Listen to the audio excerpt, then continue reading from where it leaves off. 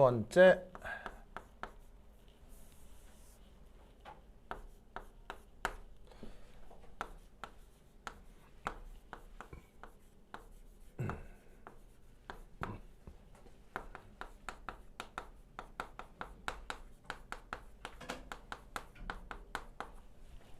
반데르발스 상태방정식이라는 게 있습니다. 서울대 입시에서는 뭐 이렇게 대놓고 내지는 않지만 이겠죠. 그거 공개하는 것에는 이렇게 이상한 거 안 낸다고요. 근데 서울대가 출제한 문제의 해설지에 보면 반데르발스 상태방정식을 이용해서 설명하면 추가점을 주세요. 뭐 이런 말이 나와요. 무슨 말인지 알겠죠? 꼭 알아야 돼요.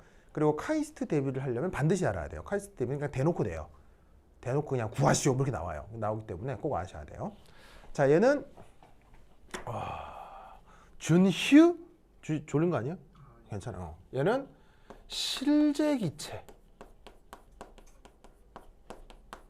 상태 방정식 중 하나예요.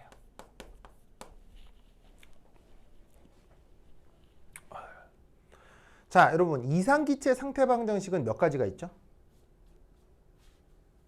이상기체 상태방정식은 몇 가지가 있어요? 이상기체 상태방정식은 세 개예요? 이상기체 상태방정식은 한 가지뿐입니다. 바로 PV는 NRT요. 얘를 그냥 표현을 약간 바꿔서 PV는 NKT 혹은 뭐 PM은 DRT 이렇게 바꿀 수 있으나 이거는 세 개가 아니고 하나인 것이 이 세 개는 다 필요충분 조건이기 때문이에요. 필요충분 조건은 같은 거지 다른 게 아니잖아요. 그래서 이제 이상기체 상태방정식은 하나예요. 하나인데 실제기체 상태방정식은 되게 여러 가지예요. 왜냐하면 화학과 박사과정을 했던 학생이 지난 200년 동안 적어도 수만 명은 될 거 아니에요. 전 세계에 걸쳐서. 걔들이 박사할 때 이것도 하고 저것도 하고 뭐 그랬을 거 아니에요. 사실은 그 교과서에 소개되는 실제기체 상태방정식도 한 7, 8가지가 되지만 교육용으로 가르치는 것은 이 반데르발스 상태방정식이 유일해요. 수업 시간에 가르치는 건 제가 유일해요. 왜일까요? 왜 다른 건 안 가르치고 쟤만 가르칠까요? 예원? 왜 얘만 가르칠까요?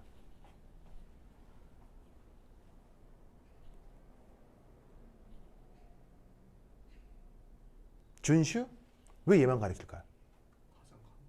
가장 간단해서 예, 그것도 하나의 이유이긴 합니다. 하나이긴 합니다. 근데 더 중요한 이유는요. 바로 얘가 노벨상 받았기 때문입니다. 노벨상 받은 겁니다. 아시겠죠? 알겠죠? 그럼 노벨상을 받았다는 거는 뭔가 중요한 이유가 있다는 얘기겠죠. 뭐 겸사겸사해서 시험에도 아주 잘 나와요. 그래서 얘를 살펴보시면 자, 어떻게 표현되느냐? 요렇게 바로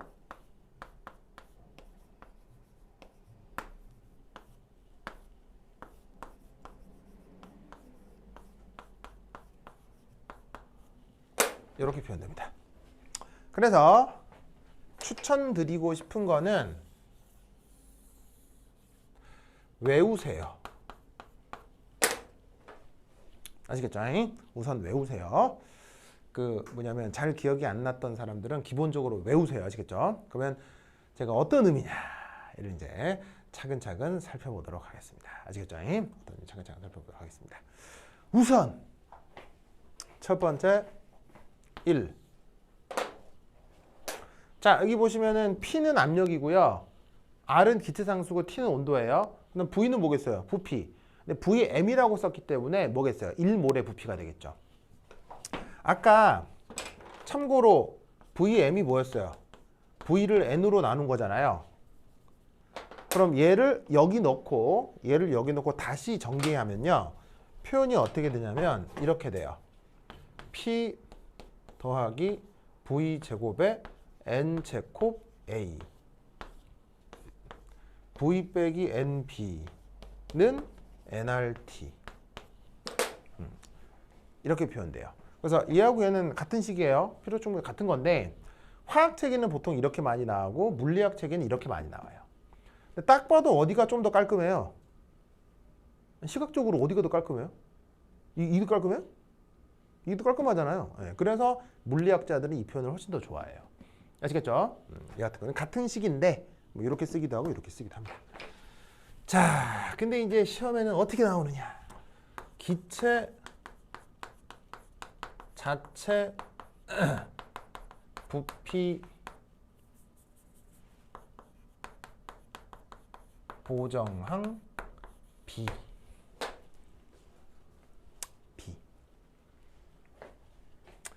자, 이게 어떻게 되냐면 바로 이겁니다. 우선 기체 자체 크기만큼 용기 내 공간을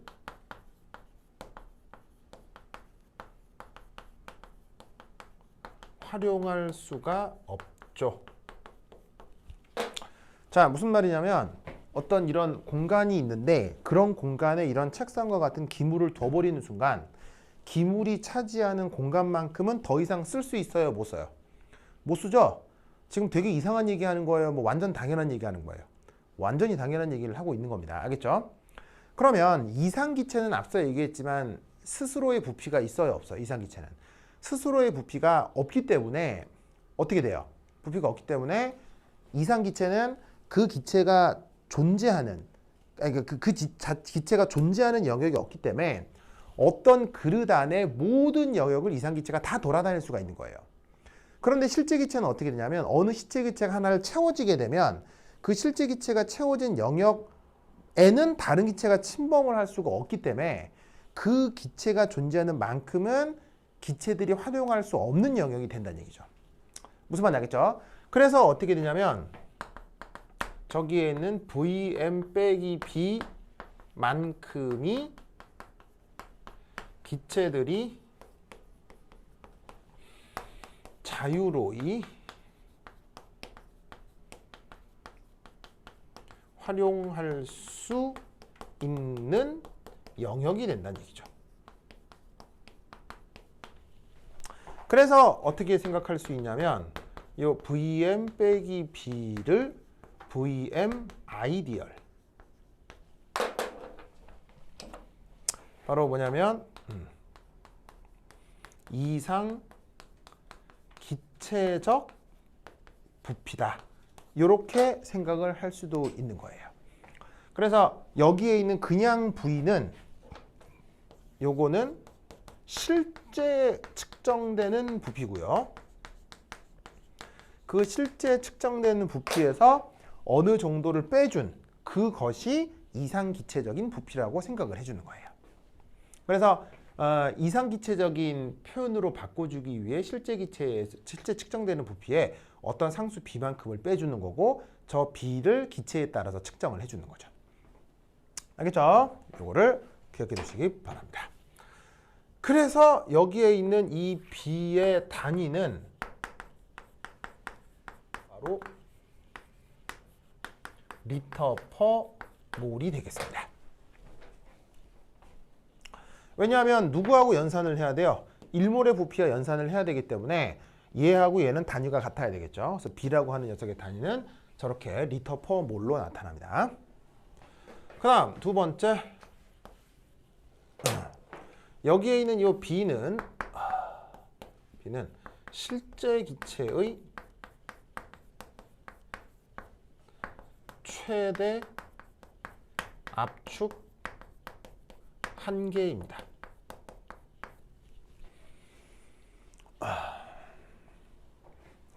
자, 무슨 말이냐? 무슨 말이냐? 제 최대 압축 한계다. 자, 쟤를 어떻게 표현할 수 있냐면요. Vm 빼기 B는요. RT 오버 P 플러스 Vm 제곱의 A. 그럼 보시다시피 여기서 알 수 있는 건 뭐냐? 자, 얘는 기체상수고 T는 온도죠. P는 압력이에요. 그럼 여러분 잘 봐요. 기체상수 온도 압력은 항상 무슨 값을 가져요? 언제나 양수죠. 그죠? 온도가 음수이거나 0이 될 수는 없잖아요. 상상 양수가 되기 때문에 얘는 어떻게 Vm은 언제나 B값보다 커져야 됩니다. 그래서 이 B는 실제 기체의 최대 압축 한계, 더 이상 압축시킬 수 없는 한계가 바로 상수 B라고 생각하시면 된다는 얘기예요. 그러면 정말로 기체를 이 B 이상 압축시킬 수 없느냐? 그럼 이건 어떻게 해석을 하느냐? 요렇게. 실제 기체를 B보다 더 작게 압축하려고 하면, 실제 기체를 B보다 더 작게 압축하려고 하면, 그렇다면 무슨 일이 벌어질까요? 기체가 B보다 작아질 수 없다며요. 근데 진짜 안 돼? 하고 막 더 힘을 가해가지고 진짜로 B에 더 가깝게, 혹은 B보다 더 작으려고 하는 정도만큼 진짜로 막 압축을 시켰다고 쳐봐요. 그럼 무슨 일이 벌어질까요? 혜민, 무슨 일이 벌어질까요? 봐봐요. 무조건 이렇게 돼야 되는데 진짜로 막 밀어붙여가지고 진짜 여기에 가깝게 혹은 더 작게 막 압축을 시켰다고 쳐봐요. 그럼 무슨 일이 벌어질까요? 그렇죠. 바로 상태 변화가 일어납니다.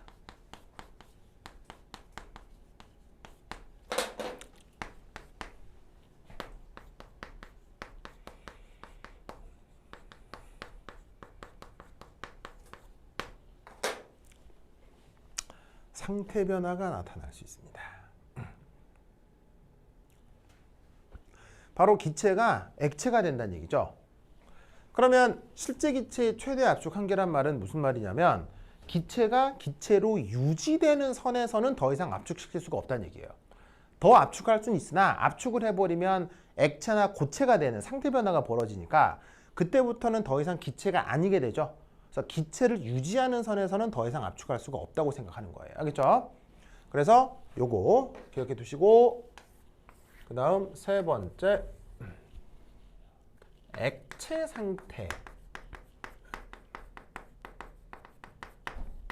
밀도가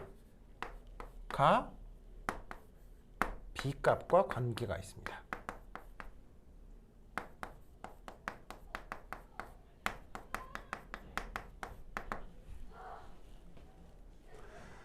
자, 백문이 불여일견이라 예를 하나 들면요.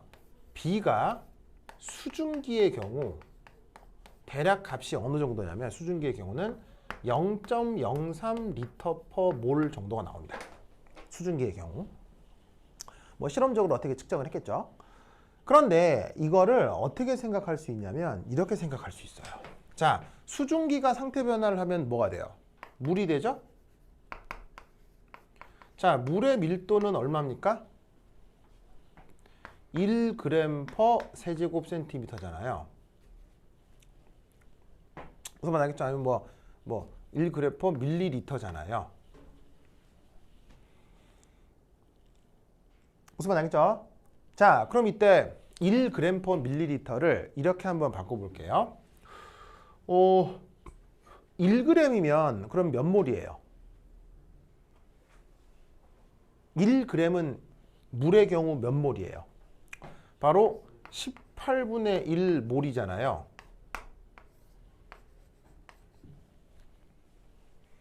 그죠?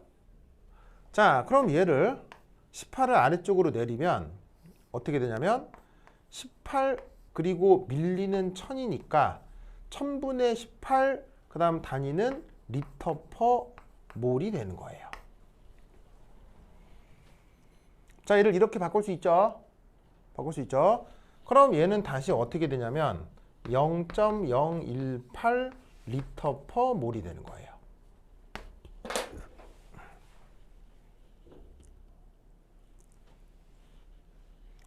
그러면 잘 보세요. 이런 식으로 밀도의 질량을 몰수로 바꾼 다음 그걸 역수로 취했더니 어떤 숫자 하나가 나오죠. 이 숫자가 지금 누구랑 비슷해요? B값이랑 상당히 비슷해져요. 이게 카이스트에서 무려 2번이나 기출문제로 나왔었어요.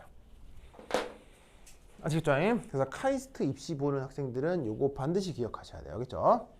그래서 그 액체 상태의 밀도로부터 저 반데르발스 상태 방정식의 저 개수 B, 상수 B를 이렇게 유도할 수 있어요. 무슨 말 알겠죠? 이 사실을 꼭꼭 기억해 두시기 바랍니다. 예. 질문 좋아요. 수치적으로 무슨 관리인지 잘 모르겠다고요? 자,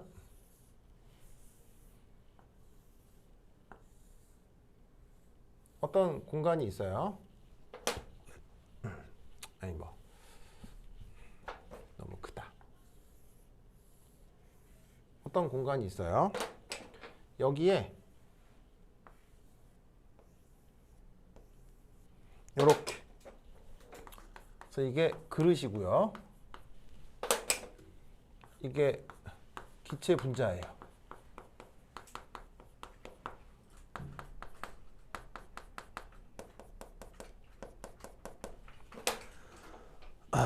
그럼 이때 여기서 이만큼이 이게 뭐겠어요? 기체 자체 크기가 되겠죠? 맞나요? 그런데 이때 여기서 얘를 압축시켰다고 쳐봐요. 그것도 아주 심하게. 그러면 어떻게 되냐면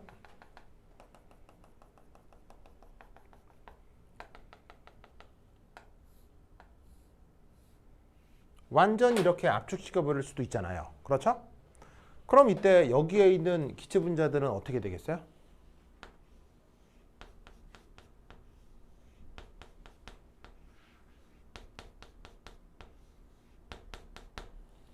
이렇게 될 거 아니에요.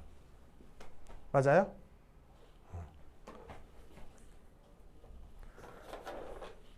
이걸 기체 상태라고 할 때 완전히 압축시켜 버려서 기체들이 서로서로 어떻게 하고 있어요? 기체들이 서로서로 컨택하고 있죠.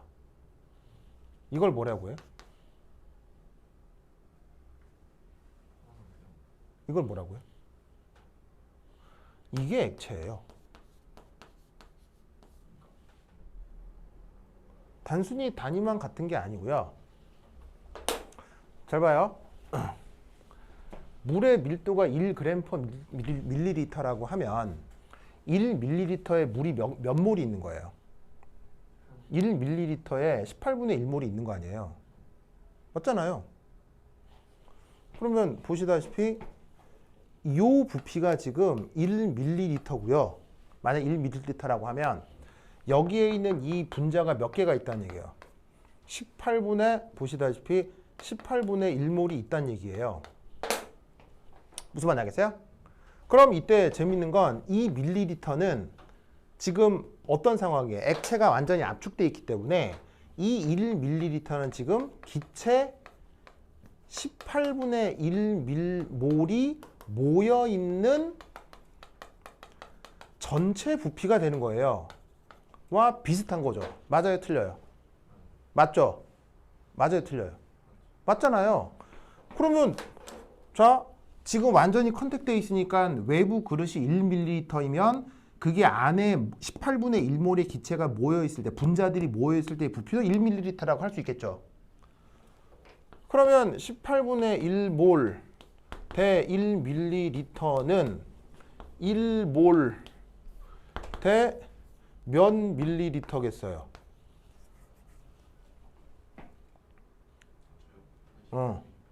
18ml일 거 아니에요. 이게 B겠죠. 그래서 선생님께서 응. 그래 수치가 응.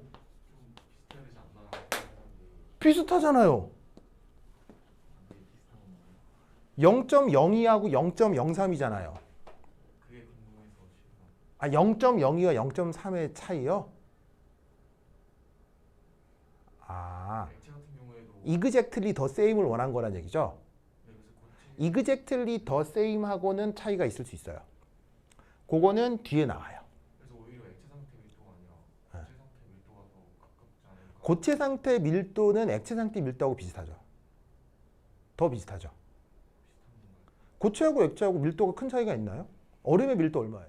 얼음의 밀도는 0.9998이에요. 물의 밀도는 얼마예요? 1이거든요. 그럼 물하고 고체는 고체하고 액체는 밀도가 거의 비슷해요. 똑같다니까요. 거의 똑같다니까요. 큰 차이는 없지만 차이가 있어. 근데 얘하고 얘는 비슷하다고요. 무슨 말이냐면 아직 자기가 내가 하는 얘기를 다 못 알아듣고 있어요. 내가 아직 얘기를 다 안 했거든요. 내가 하는 얘기를 다 듣고 나면 무슨 말인지 알 거예요. 그러니까 뭔 말이냐면 아직 여기에 있는 이 B라는 값은 실제로 액체의 밀도와 비슷한 값이고요. 액체의 밀도보다는 약간 저밀도예요. 약간 저밀도 상태예요. 그게 B 값이에요. 근데 그게 왜 그런지를 아직 내가 설명을 안 해서 그런 거예요. 그걸 하려고 해요, 지금. 근데 그 저밀도가 왜 이 값이 약간 실제 기체보다, 그러니까 실제 액체보다 약간 저밀도가 되는지를 설명을 할 건데 그 설명을 아직 못 알아들어서 아직 내가 얘기를 안 해서 지금 그런 거예요. 근데 그걸 얘기를 들으면 왜 차이가 나는지도 알 수 있을 거예요. 근데 차이가 난다 하더라도 이 정도면 상당히 근사를 많이 한 거라고요. 그러니까 근사가 잘 된 거라고요. 그래서 관계가 있다고 했지 exactly the same이라고는 안 했죠. 그러면 약간의 차이가 나는 건 어떻게 설명하는지는 그걸 하려고 하는 건데 자기가 얘기를 한 거예요. 그 약간의 차이는 어떻게 생기는 거냐는 얘기를 할 거라고요. 무슨 말 알겠죠? 알겠죠? 네. 그러니까 이 차이가 너무 크게 난다 이거예요. 이게 너무 고체 상태랑 오히려 비슷하지 않나? 고체가 누구랑 비슷하다고요? 저 B 값이랑. 예? 왜요? 고체 같은 경우가 그게 더 이상하죠? 오히려 가까울 거라고 생각. 그러니까 고체가 조금 더 고밀도긴 한데 그럼 자기가 완전 잘못 알고 있는 거 그건 아니에요. 고체하고 액체의 밀도는 기본적으로 아주 비슷해요. 차이가 날 수가 없어요. 고체하고 액체의 밀도가 차이 난다는 생각은 왜 하는 거예요? 크게 차이가 난다고 생각하는 거예요? 차이가 별로 안 해요. 내 말은 무슨 말이냐면 B 기체 B 액체 고체라고 하면 얘는 이게 기체 비슷한 상태거든? 그럼 얘가 비슷한데 이게 비슷한데 이건 진짜 비슷하거든요? 그럼 비슷한 값인데 얘가 얘랑 비슷하나 얘가 얘랑 비슷하나 같은 거 아니에요? 그러니까 얘가 얘랑 비슷한 거나 얘가 얘랑 비슷한 거나 얘가 같으면 같은 거지. 이거보다 얘가 더 비슷하다? 이건 이상한 논리죠. 무슨 말인지 알겠어요? 그래서 그게 궁금해서 질문. 그 자기 논리는 이상한 거죠 지금. 뭐 어떤 뜻인지 알겠어요? 이 둘은 같아. 그러면 차이가 나. 그럼 이 차이나 같으면 이 차이나 같은데 왜 얘가 얘도 가까워? 그럼 그 논리는 틀린 논리지. 무슨 수학적으로 틀린 논리지. 무슨 말인지 알겠어요? 그건 아닌 거지. 그러니까 내가 어떤 답을 해주기 전에 자기 논리는 이미 거기서 틀렸다고요. 이제 그러니까 내가 어떤 답을 해주고 말고의 문제가 아니라 자기가 갖고 있는 논리가 이미 틀렸다고요. 이제 그거는 이제 그 다음 얘기를 한번 들어보면 그럼 요거하고 요거 사이에 왜 이런 차이가 생기느냐? 그거는 이제 조금 더 얘기를 들어보자 이런 얘기죠. 근데 대부분의 경우는 내가 머릿속에 지금 떠오르는 밀도가 물밖에 없어서 그렇지 실제 실험적으로는 진짜 비슷해요. 실제 비슷해서 시험 문제도 억수로 많이 나왔다는 얘기예요. 그래서 액체 상태의 밀도로 B값을 근사할 수 있다는 사실은 부동의 사실이에요. 이건 절대 까먹으면 안 돼요. 이해가 안 되더라도 외우세요 그냥. 알겠죠? 시험에 억수로 나오기 때문에 그냥 외우셔야 돼요. 알겠죠? 자 그러면 이때 왜 얘하고 얘가 약간 차이가 날 수 있느냐? 그 얘기부터 좀 쉬었다 보도록 하겠습니다. 화장실 갔다 오세요.